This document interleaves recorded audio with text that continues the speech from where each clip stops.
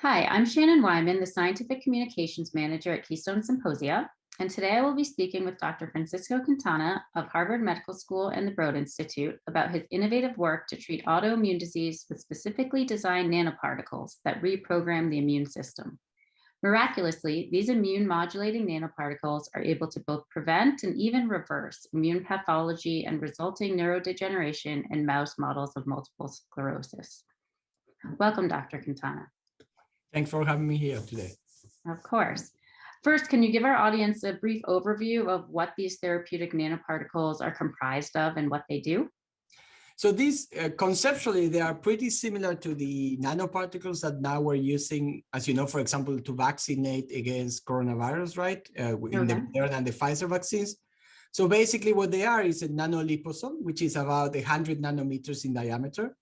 And that nanoliposome is actually loaded with two specific pieces of information. First of all, it has a small molecule, a chemical, that it's known to induce a tolerogenic response, basically to dampen inflammation. And the second piece of information is an antigen against which we want to tolerize. So that could be a protein, a peptide, or a combination of peptides.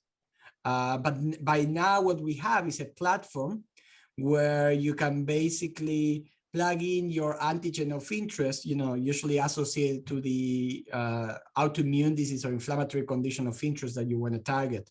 Okay. And how do they know where to release the antigen then? So in general, what we want is for those particles to release their cargo within dendritic cells, which, as you know, are master regulators of immune responses. Mm-hmm. And the reason for that is because then what we want to do is to turn those dendritic cells into what has been defined as a phenotype of tolerogenic dendritic cells, which have the ability to, instead of boosting, of dampening immune responses. And we want them to do that in an antigen-specific manner. Mm-hmm. So that's why they are loaded with a specific antigen. So for example, if we're talking about diabetes, right? These nanoparticles are going to be loaded with a tolerogenic molecule and beta cell specific antigens, for example, insulin, so on and so forth. If we're talking about multiple sclerosis, they will still have the same tolerogenic molecule, but now they will have myelin-derived peptides. What are the tolerogenic particles then? How do they work inside of the nanoparticle? So some years back, actually in 2008, we identified a specific signaling pathway, the aryl hydrocarbon receptor, AHR, which is a transcription factor that was found to play a central role in the control of T cell responses, basically in the control of effector and regulatory T cell responses. This is a ligand activated transcription factor. So what these nanoparticles have to do is basically they are loaded with small molecules, with chemicals that are known to bind the ligand binding domain of this transcription factor AHR and then activate it. So then they trigger its tolerogenic responses. And in particular, what we did is we work with a specific activator of this transcription factor, which has been isolated from mucosa. So it has been shown to be non-toxic and pretty potent in inducing tolerogenic responses.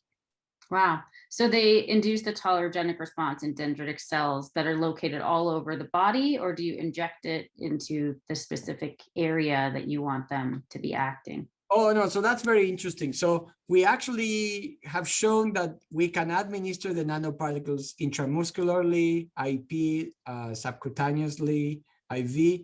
But then what they do is they will control in lymph nodes, right? They will control specific T cell responses, and then the T cells themselves can travel to the target tissue. For example, we just reported these nanoparticles that can tolerize against brain autoimmunity, right? CNS autoimmunity. Mm-hmm. The nanoparticles themselves don't have to get to the brain. They do not get to the CNS. As long as they can tolerize CNS-specific, brain-specific T cells in the periphery, they will still do their job and limit CNS autoimmunity. Wow, that's so exciting, because I know, that's one of the challenges, even if we have something that can target the right receptors or molecules in the brain, getting it into the brain is a huge challenge. So exactly. So that's important. And also that's important because if not, on top of having to generate a particle that has a different antigen for each disease, you would have to think about a particle that goes to different tissues for different diseases, and that would make it even more complicated. As we have it now, it's a very clear and straightforward platform. As long as you plug in your antigen of interest, you're ready to go. Exciting. So you tested it out in mice, and you tested it, did you test it in different models or just at different timing to see if it could prevent and or reverse symptoms and pathology of multiple sclerosis? We actually did it both. So we tested it in 3 independent models. And then in these models, we tried both preventive and therapeutic effects, paradigms. So it was equally effective in both cases. We believe there are different mechanisms involved, right? When we're talking about suppressing or limiting one single attack, right, or the relapsing remitting phase of the disease, we're mostly focused on modulating T-cell responses. So it's mostly associated with the suppression of effector T-cells and the concomitant induction of regulatory T-cells, most times of the same specificity. Now, when we talk about the progressive phases of the disease, right, and even the progressive model, that usually involves actually the regulation of the activity of CNS resident cells, of astrocytes and microglia. And indeed, in our case, what we showed is that these nanoparticles we developed, right, they can induce the differentiation of CNS-specific regulatory T cells that produce IL-10. And IL-10, in this sense, is a very interesting cytokine because we'll actually limit inflammatory responses driven by CNS resident cells. In particular, in the case of the brain and the CNS, IL-10 deactivates pro-inflammatory responses from microglia, driven by microglia and astrocytes. So then that's interesting because that's kind of like a secondary mechanism or a second mechanism associated to these therapeutic nanoparticles. Yeah, that's really, because that's part of the problem. The whole ecosystem is activating all the immune inflammation and triggering all this to be able to act on so many different levels and stop the whole cascade is really exciting. Exactly. It's this whole idea of how do we control the microenvironment of the inflamed tissue, right? And again, goes back to your original question of, do you need the particles, the nanoparticles, to get there to the inflamed tissue? And the answer is no. As long as you induce the right cells that, because of their nature, right, they will be able to migrate there, you can still control that inflamed tissue microenvironment. And that's central for these, in particular in the CNS, that's central if you want to arrest neurodegeneration and kind of long-term progression. Fantastic. So what are the next steps and challenges to implementing this approach in humans, and what could be some potential side effects in humans? So at the time, I think, so we have actually extended this platform to many other inflammatory and autoimmune diseases, right? So for some of these programs, we have identified what we call clinical candidates, right? So then the next step would be to go into pre-IND studies. For other conditions, obviously, we still have the challenge of identifying what is the most appropriate antigen to target. So we have clinical candidates ready to move forward for multiple sclerosis, and also for inflammatory bowel disease and type 1 diabetes and rheumatoid arthritis. And also one important aspect that would be very useful, for example, even in the context of neurodegenerative diseases, is to use this approach to tolerize against the immune response directed against vectors that, for example, are used for gene therapy of neurologic diseases. We believe that these nanoparticles would be an efficient platform in order to suppress those immune responses. Oh, interesting. So actually that brings up another question I had, which, as you mentioned, rheumatoid arthritis and IBS.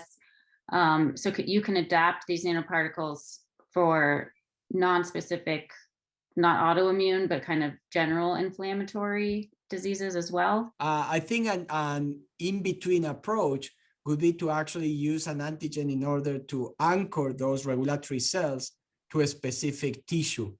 Oh, In order to induce what we could call, if an antigen cannot be identified, to induce tissue-specific tolerance. And that's important because actually what we want to do is, this is an approach that we developed in order to overcome the limitations of having systemic immunosuppression, because obviously that has undesired, unwanted side effects, right? Then you start to have opportunistic infections, you are compromising your ability to fight malignancies, and so on and so forth. yeah, that's what I was wondering, if you've compared to current treatments for whether it's autoimmune disease or inflammatory diseases like IBS. What are the benefits of this novel approach? That's an excellent question. So what you can do, I mean, I think there are two advantages. First of all, you avoid having a systemic state of immunosuppression, and that's what you don't want to do. And as you know, that's associated with many strong immunosuppressive therapies that we have nowadays. They're very effective on stopping that pathogenic inflammation, but then they left patients exposed to many other opportunistic conditions. So that is actually prevented. And also we believe that this approach would also have more long-term effects, right? And that we believe might be reflected in having very infrequent, right? Therapeutic administrations, which would be mostly driven by or determined by the half-life of the regulatory cells we are inducing. So potentially we would think about a short kind of like course, right, in order to establish tolerance, and then just some kind of maintenance reapplication. Great. Well, thank you so much for your time today and sharing this exciting work with us. And yes, our audience can hear more about Dr. Quintana's research during his presentation at the upcoming joint eSymposia on neuroimmune interactions in neurodegenerative diseases in June. Thanks so much. Thank you for having us here.